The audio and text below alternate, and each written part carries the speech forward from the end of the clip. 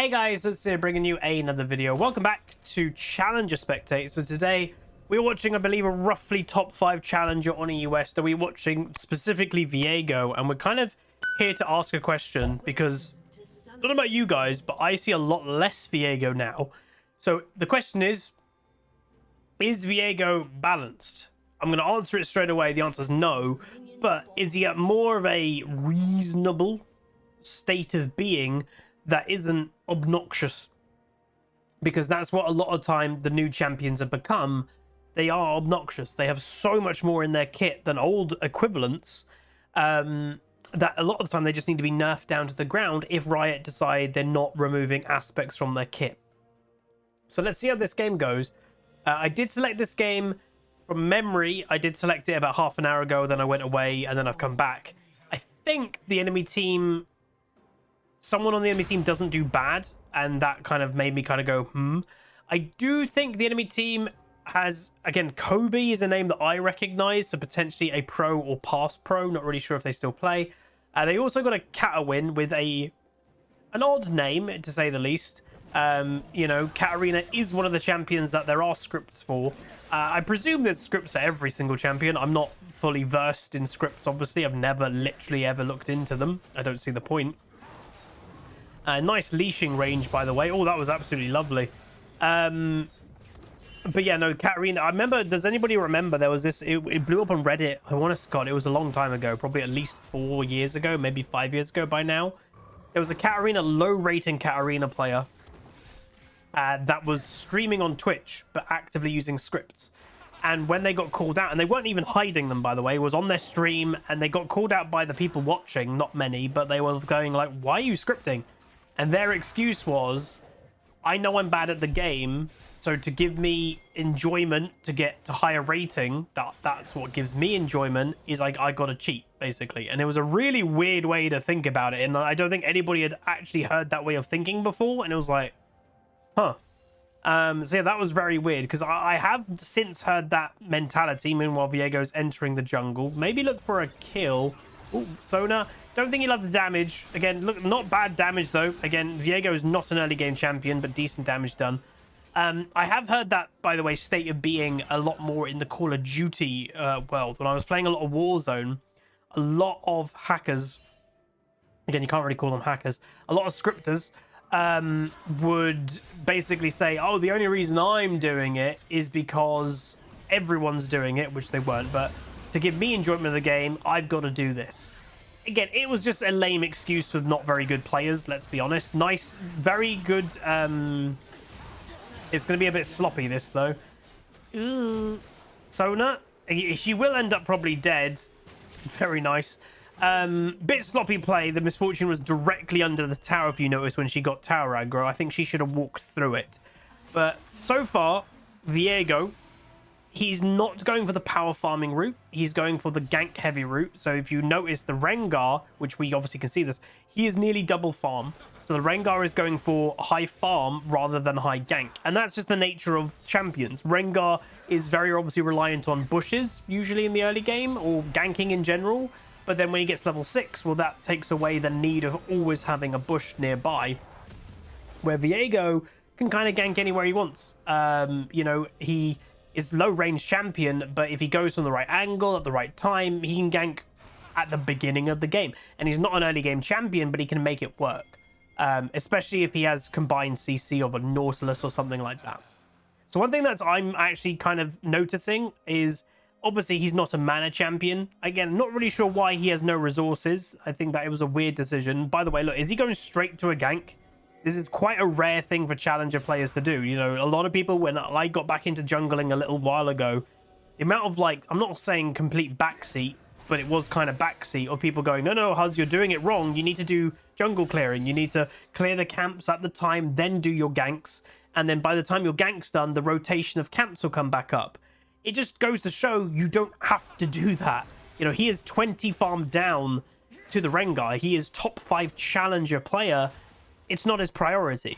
And that every champion is different, every player is different in what's what works for you. Another great example, and you can see Rengar has completely counter jungled everything because he's been able to. But because Viego got 2 kills, gold-wise, he is still massively ahead of the Rengar in gold. XP, he's really behind, but you can always catch up XP, especially in the early game where the XP per level isn't that much. He will naturally catch back up, but he has to farm a little bit, you'd think. Item-wise, Rengar just on his first base has got himself a Dirk. Weirdly enough, even though the Rengar's gone the farming route, the Viego's actually ahead in the smite item. They should roughly finish it around the same time. It is worth knowing. Oh, are we going for a dragon level 4? Gank potentially instead. Nautilus is going to try and go for it. Can't get there. Does flash, does get it. Just take the kill. Again, this is about knowing what you can get. And if Viego's like, no, I'm going to go for the Sona, you're probably not going to get that Sona. Yes, she doesn't have flash. Yes, she's squishy. But the chance of you doing that much damage after the initial engage has happened is low. So just be happy with getting a Caitlyn. You know, it's an AD carry. It's always a good thing to kill the AD carry, stop some farming, which is great. Comp-wise, haven't really touched upon it too much. But yes, there is an Annie top lane. But what I would say is I would give your attention to the top right. Her name is literally Buff Annie, please. So it's just a one trick. One tricks obviously will play anywhere because they only play one thing. Viego now ganking Cat. Ooh, what are we going to do here? Level 6. Rengar's in the area. Bit clumsy play, I would say. Don't think they're going to get the kill, and Katarina can get away quite easily. Yeah, I wasn't convinced about that. Yes, Silas and Katarina were low, but Katarina has so much more mobility. Actually locking it down and making it not kill your Silas in time was quite unlikely, especially that she had Ignite available too. I was like, are you flashing over the wall? Like, I literally thought he was about to flash here. It weirdly might have worked, but you'd had to go for the Soda.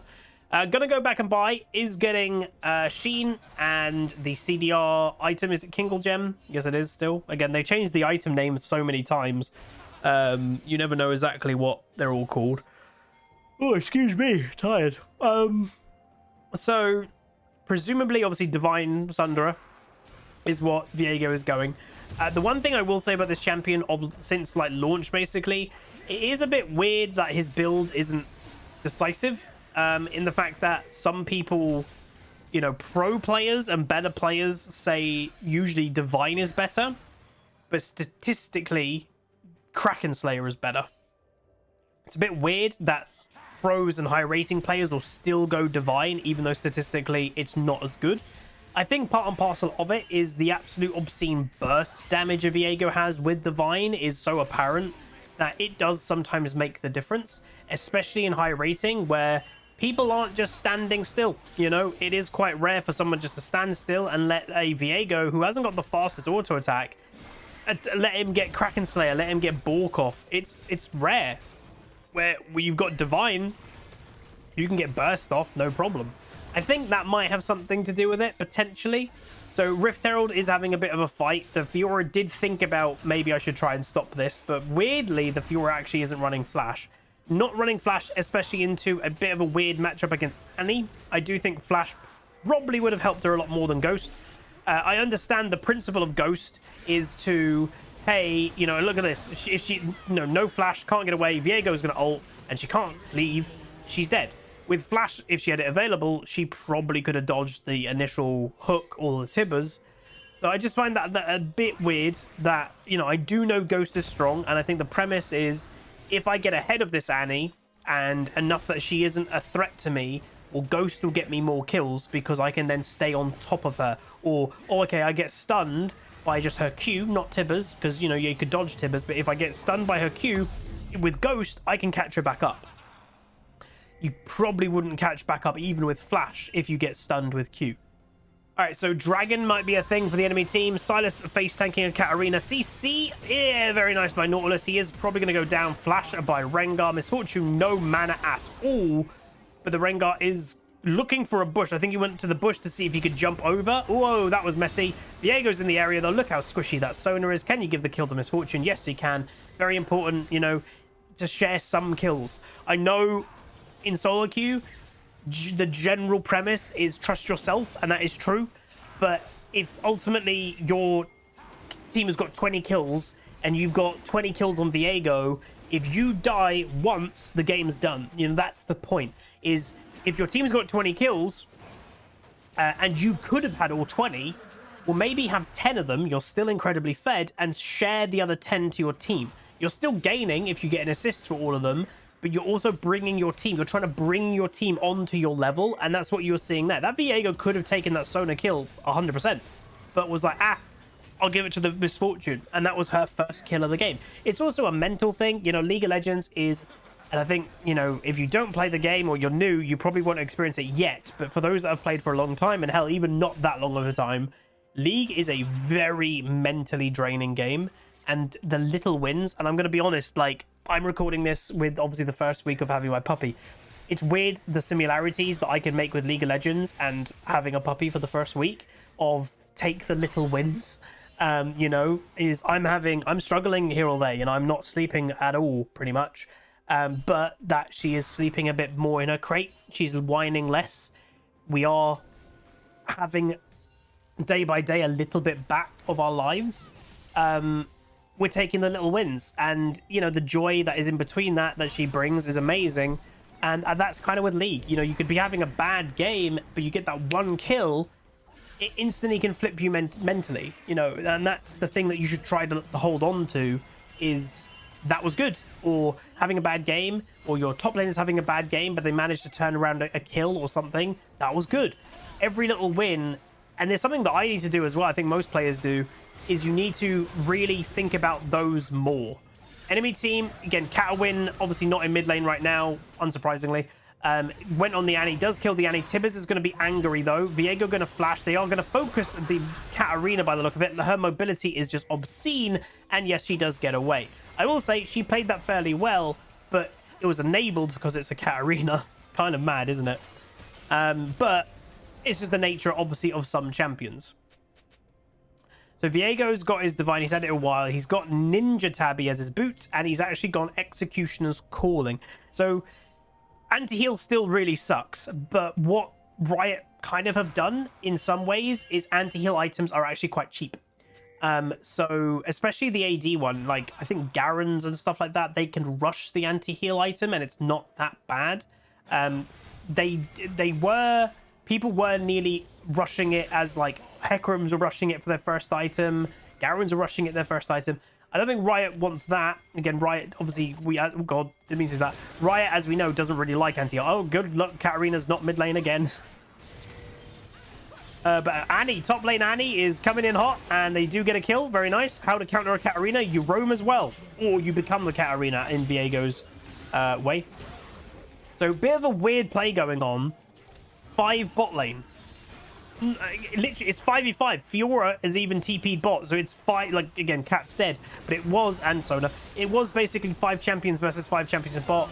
Annie does pick up another kill. I will say it is a bit weird to me that I don't know if it's noticeable to people. Last year, I actually was playing a decent amount of Annie.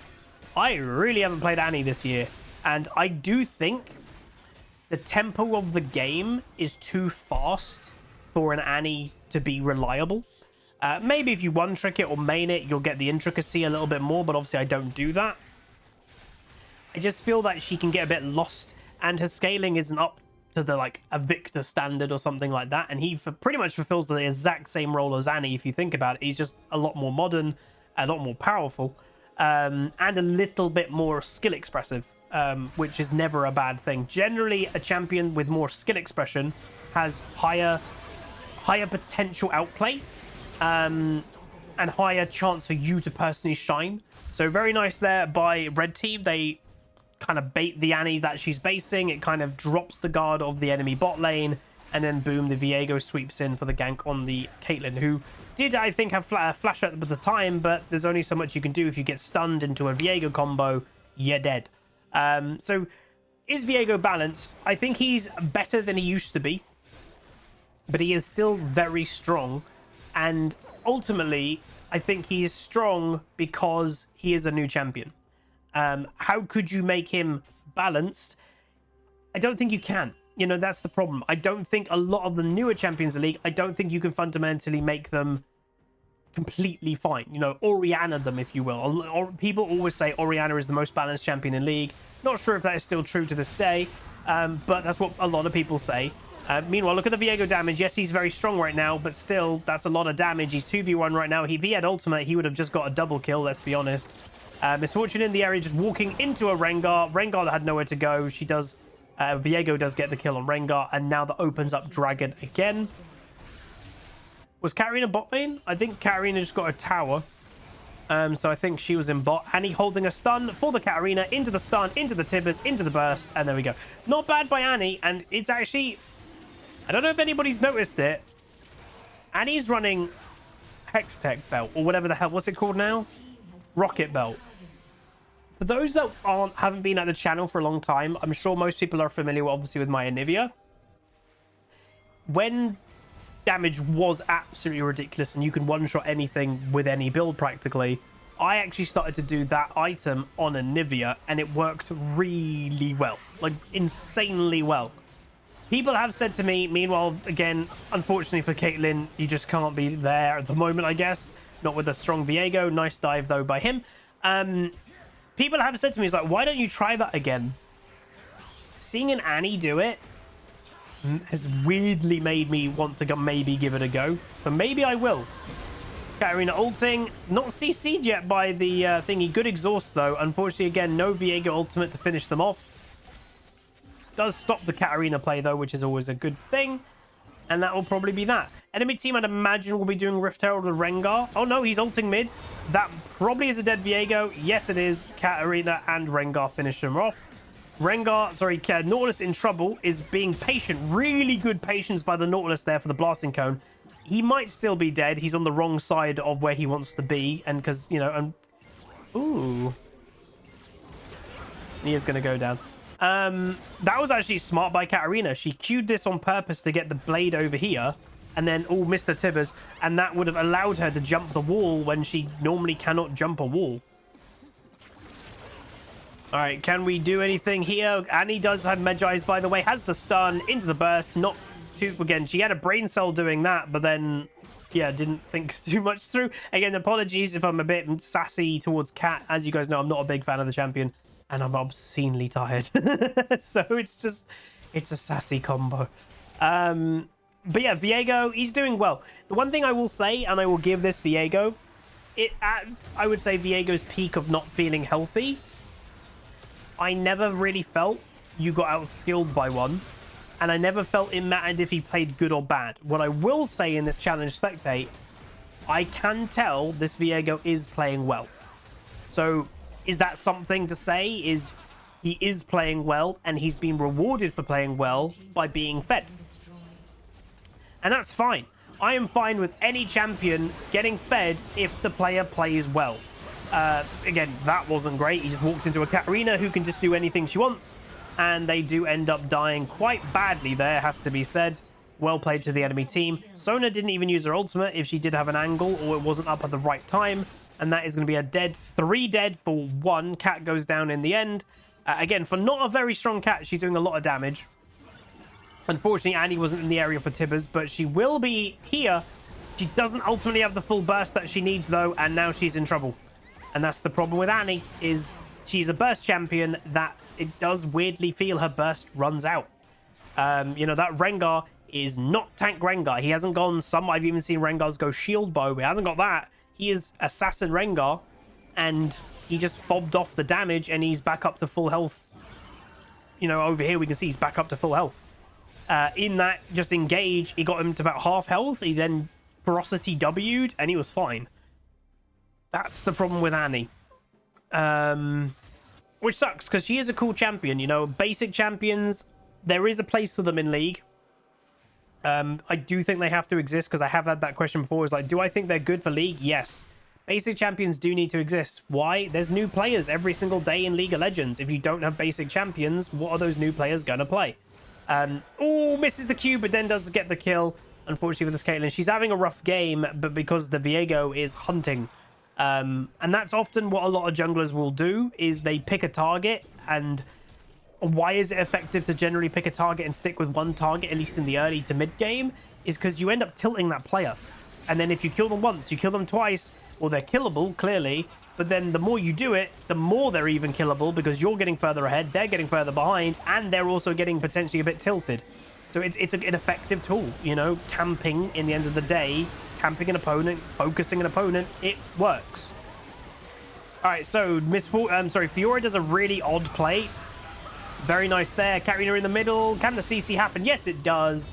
Very nice wombo. And that's what we were kind of waiting for, is this big wombo, use the CC, use the burst that they have, and that's use the momentum forward. Obviously, this was, again, forced quite well. Rengar, that's funny.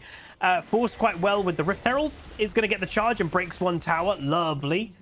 And now the dragon is coming up. Ooh, has the Rengar in sights. Rengar, again, he was hunting. He did ult at the back to kill the Sylas, who, again, wasn't the most useful because the Sylas was already basing. Yes, you could argue, oh, he killed the Sylas and then the Sylas can't TP back. Sure, that is useful. But then he stayed in the area. Why? He was hoping to pick up some scraps of, oh, the Misfortune's walking by herself and she's going to base, and then Rengar will try and jump on that. It's risky. And he got obviously caught for it, but it did require Viego to flash. And now with Rengar dead again, it should, and it's not happening right now, it should open up, let's go do Dragon. I don't know if there's any thought of, are they randomly doing Baron without Rengar? I don't think they will be. I don't think that would be smart. Viego on going for the Fiora. Fiora, by the way, is 0-3. I feel sorry for the Fiora in this game, and I think most of us probably will.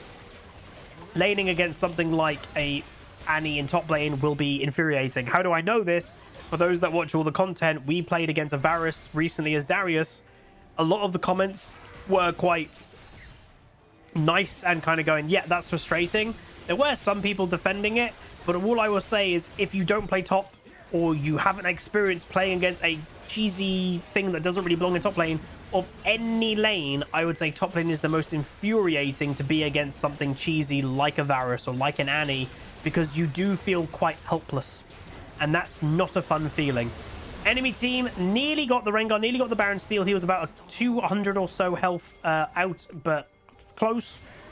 With something like a Rengar that can guarantee to get in the pit with his ulti, it's always a risk. You know, it's not quite, I would say, a 50-50, because the champion in the pit should be a bit calmer. Again, Annie going to go for the Sona. I don't think this was the best play. Tibbers is going to go and try, but is going to die. Bit of an odd play, throwing away some Baron buffs there. Fiora, though, fighting the Viego. I don't think she obviously wanted to do that, but I don't think Viego gave her a choice. Viego going to go for it into the ulti. Does miss the W into the double ulti. Again, I still don't exactly know why they gave him the opportunity to just ult as much as he kind of wants. Yes, I know he's some form of reset champion, but oof. And here we go. Bam, Rengar's dead. I'm partially okay with that.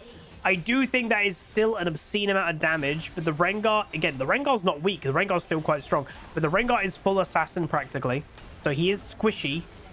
But what I will say, that was a lot of damage, but he's not assassin. He's got burst with divine. These are not bursty items. If anything, Black Cleaver is quite the opposite of a burst item. It's a ramping item. So he does still do a lot of damage. But like I said at the beginning, like I said earlier, the difference, what I would say was if Viego is balanced, I would still say no, fundamentally because of his kit. But, and there is a but, Viego a few months ago, you could be blindfolded and probably still get quite fed. I do think now, after they've done a bit of changes and after the meta has shifted a bit, I don't think you can just get fed anytime you want. I think you do have to play fairly well, and you still can get punished for mistakes. We all have seen Viego's make insane comebacks in one fight of he should have died and then he didn't, and then he got a reset, and then he kills, and he got a reset, and then he kills, and you're like, okay then. I'm not sure he has that amount of strength now.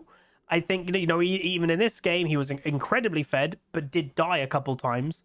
So I don't think, you know, he's as bad as he was, but fundamentally his kit is still very strong. And the biggest thing with me, and I've said it many times before, my problem, the biggest problem that I've got with Viego isn't, you know, which items should he go, what gameplay style. I fundamentally, and part of it is with Nico, they are giving her a rework because they've admitted she doesn't live up to the camouflage mentality. And I agree with that, and I'm happy that they're doing it because nobody uses her stealth her camouflage mechanic becoming one of your own champions. It's useless. I think Viego is in that same line. When they announce of, oh, you with your ultimate you become another champion, you don't use it. You don't go, oh yeah, I'm Rengar now, I'm gonna fight as Rengar here. No, you ultimate pretty much immediately, because that is going to get you, one, your ult, which does a lot of burst damage and gets you back to your Viego form quicker. That is part of my problem, and I think it would be actually insanely cool if you were incentivized to fight more as the champion you've become. I actually think that's a really cool idea. When they initially announced the champion, so many people said, oh, Huz, surely that's your type of champion. You like playing all the champs in League, and with that champion, you can play all of them, you know? In theory, but not in reality. That's the problem. The moment you get your ult, 9 times out of 10, hell, even 9.9 times out of 10, you just want to ultimate straight away. And you just want to go, bam, I'm going to go back in. And I don't know, it just doesn't live up to the fantasy that they originally sold, I would say. But anyway, that's going to be it. If you guys did enjoy, please do throw a like on it, throw a comment, throw a subscribe. Hope you're all doing well. Also, just a bit of an update with my hand. For those that don't know, I'm sure you probably watched the video. You might see some discoloration. I had an accident with some boiling water. The hand's doing okay. I actually have no pain anymore. The only thing, obviously, is the discoloration, and it looks like the beginning of peeling is happening, which I do know is normal for burnt skin. I just hope there's not permanent damage, you know. I'd hope that I don't have a discolored hand forever. I'm sure it will just heal, and I think it'll be fine. If there might be a little scar or something, but don't have boiling water on your hands. The good thing that I did is I got immediately under the cold water, like immediately, and I had frozen peas and ice and everything under my hand for the whole night. If I didn't do that, I think this would have been really bad. So, yeah. Anyway, that's gonna be it. Like, comment, subscribe. See you guys next time. Peace. Call down the reckoning to bring back hope and peace. Restore our glory to live forever. Bring down the dark regime and